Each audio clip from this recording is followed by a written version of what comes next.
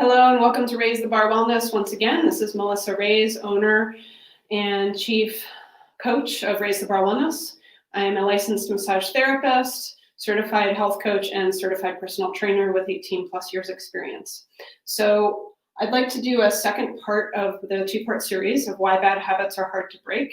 Today, we're going to focus more on solutions. If you want to go back and watch the first video went through this tree in detail. So you'll get a lot of information from that. And today we're going to build off of that and talk about some solutions for some of these layered issues that come up. We have some layered solutions. I've got a 3-step series of things that I suggest for my clients.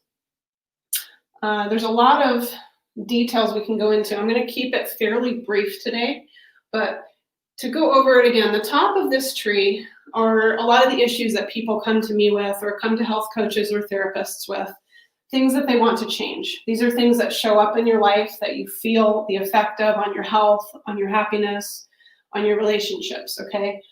These are habits, and people often look at them as the problem. Instead of going deeper to find out what the roots of the problems are, they focus on these actual things. But my theory is that when I work with people, we go a little deeper, we work on identity, and we work on the roots of our beliefs and thoughts in order to start dealing with things that feed these behaviors on the surface, okay? So today let's go through the 3-step process that I teach. First is focus and clarity. So my belief is that these habits that don't serve people show up because there's an emptiness or misinformation in the identity portion of the self. Okay, so these habits are tools for survivors of family of origin issues, unhealed trauma, painful beliefs about life, right? So these fill that space. We turn toward alcohol, we turn toward unhealthy relationships, we turn toward smoking, we turn to all kinds of things that are really not good for us, but they're readily available in society, or people around us are doing them, and so we lean on these things. It's a little easier than maybe doing some of the other work that we're talking about. So when we talk about focus and clarity, what I mean by that is honing in on what you want to grow, okay? So we focus on the stuff down at the root all the time. We focused on our unhealed trauma, old unfulfilling relationships. We focus on family of origin issues, beliefs that don't feel good about ourselves. We focus on those things, right? And that's why we try to fill that, those habits that don't feel good, those thoughts that don't feel good, we fill them with this. But by bringing focus and clarity in, what you're doing is you're looking at, okay, I'm kind of on autopilot. I've got these habits and these thoughts and these feelings that really don't serve who I want to be.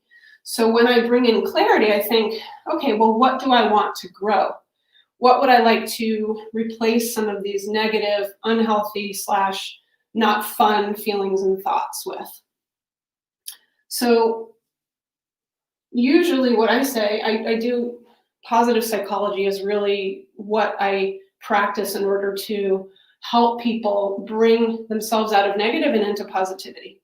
So what we would do in the focus and clarity phase of this is we would look at family of origin, we'd look at beliefs about life, and we would just kind of try to push aside some of the negative, unhappy feelings, thoughts, and perceptions, just push them aside for now. And instead look for, okay, well, what's positive about my family of origin? What survival skills have I gotten in my life that are actually positive, that have brought me some other benefits, right? So it doesn't mean that all the negative stuff goes away. It means that we're focusing on the positive to grow it. So when we want to start new good habits, we have to focus on them and bring them into life, right? Because if we're having problems with habits that break us down, then chances are we haven't taken the time, put the energy in to really grow the positive self, the true self, the person that we want to become. So we have to have focus and clarity. We have to practice that positivity and focus on the positives, okay?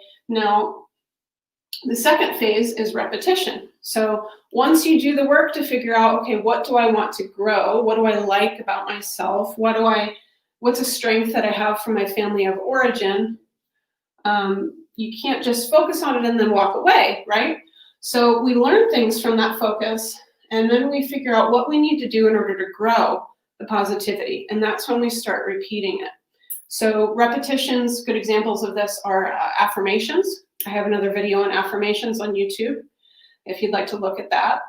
I also talk a little bit about mantras, which are a little different from affirmation. It's more like repetition to train the brain to get it out of negative space. Meditation, journaling. I do walking meditation almost every day. That's been fantastic for retraining my brain. So this is an example of repetition, right? I've gotten into the habit of doing these things on a daily basis. And my clients who do really well create these as habits, right? Habits are created through repetition. You keep hitting back on that activity that you know is good for you over and over and over again. And that's where number 3 comes in, and that's commitment, right? So sometimes people will think they can get the positive activity or habit into their life and things are just going to shift, you know. And while a part of your brain does start to learn, and it's valuable even if you drop the positive habits, it's really way more beneficial for the brain to commit to these new habits and to just accept that they're a part of your life. So one of the ways that I do this is I put the new habits into my visual life. I've talked about this in multiple of my other videos. I put it on my calendar as a reminder, right? I'll have a calendar reminder to go for a walk or to go for a run. I don't have to do this anymore, but in order to get myself in these good habits, that's what I did probably for the first year or 2. Okay, and I would hear that ding and I would know, oh, it's time for me to meditate, or it's time for me to journal, or time for me to walk. Another one that has been really good for me and for my clients is to have a board like this at home and to put affirmations up there, mantras, reminders, things that boost you up, like I am good enough, I am capable, I am creating the life that I dreamed of. These are all things that start feeding into our subconscious brain eventually, and getting them visual gets them into your life, right? If it's not just internal, it's external, then you're getting it from 2 different places. You're getting it from inside of you with your thoughts, then you're getting it from the outside visually or through hearing it. I have an affirmation app that I use, and it's got background music. So sometimes on my meditative walk, I will play my affirmation track with background music. And while I'm looking around on my walk distracted, what I'm hearing is not my negative thought ruts. I'm hearing my recorded affirmations, right? So this is something that I've committed to. This is commitment. This is over time. I create ways for me to get these positive habits into my life. And doing it smart means recognizing that your brain needs to be fed, right? This is repetitions. Any of you who exercise or who've trained for anything physically will know how often you have to go to the gym or go running or cycle or swim to get to your goals, right? And it's the same for these thought habits. When we're taking our focus and clarity and repeating it, we have to be committed, because just like you need to commit to getting those big biceps or being able to run an 8-minute mile, you've got to put the time and repetition in over and over and over again, right? So being smart in this means bringing the brain into it, not just the feelings, and bringing some of these habits out of the emotional realm, which is not really controllable immediately, and bringing them into the thought realm and the activity realm. Okay, so having positive messaging in a visual way around your life and in a way where you can listen to it, like I said in my affirmations, or reading them out loud to yourself. These are all ways that we start to reprogram the brain, okay? So let's just rehash really quickly. So when we're trying to deal with what I call surface habits, we go deeper, think about identity, start creating clarity around what we want to believe, what our positive beliefs are about ourselves. We go into family of origin. We connect to positive things from the past, if we have any. If you don't, then just stay in the self-identity realm. and start feeding the positivity about who you are and who you want to be through affirmations, mantras, meditation, walking meditation, recorded affirmations, positive upbeat music. I use all of these things, especially with my clients, because we need to get this positivity and this reprogramming of our brains from every angle that we can. And the more and more we do that, the more we get into the habit, well, the more we accept that it's a part of our lives, and the more we start to subconsciously start to shift these old patterns that are feeding our habits that are not fulfilling us, right? So this is Melissa Reyes at Raise the Bar Wellness. If you would like to work with me, if this is speaking to you, I do individual sessions. I have a 10-pack of sessions. I also have a 10-week program. All fantastic stuff. I'd love to work with you.